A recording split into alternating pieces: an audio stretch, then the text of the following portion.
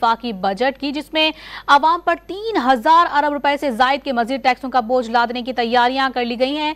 General sales tax की शरह 18 से बढ़ाकर 19% करने की तजवीज़ है।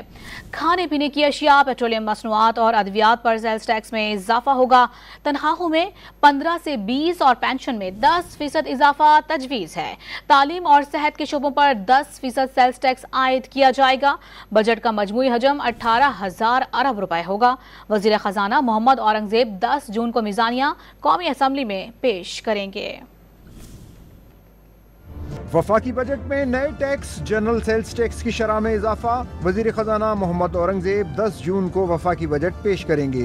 वफाकी बजट का हजम 18,000 अरब रुपए के लगभग होगा। जराये के मुताबिक तनख्वाहों में 15 से 20 और पेंशन में 10% इजाफे की तजवीज़ है। जराये ने बताया कि पेंशन अदायगी का नया निज़ाम मुतारिफ कराने की भी तजवीज़ है। पेंशन की अदायगी के लिए 960 अरब रुपए मुख्तस करने की तजवीज़ तैयार कर ली गई। दिफाई बजट में 16% इजाफे की तजवीज़ है। 3,000 अरब रुपए से जायद के मजीद टैक्सों के नफाज की भी तजवीज़ है। ज़राए के मुताबिक जनरल सेल्स टैक्स की शरह 18 से बढ़ाकर 19% की जा सकती है। खाने पीने की अशिया, पेट्रोलियम मसनूआत और अद्वियात पर सेल्स टैक्स में इजाफा होगा। तालीम और सेहत के शोबों पर 10% सेल्स टैक्स आयद किया जाएगा। तरक्याती प्रोग्राम के लिए 1221 अरब रुपए, सूद की अदायगी के लिए 9,000 अरब रुपए मुख्तस करने की तजावीज़ हैं। ज़राए के मुताबिक FBR को 12,900 अरब रुपए टैक्स वसूलियों का हदफ दिया जाएगा।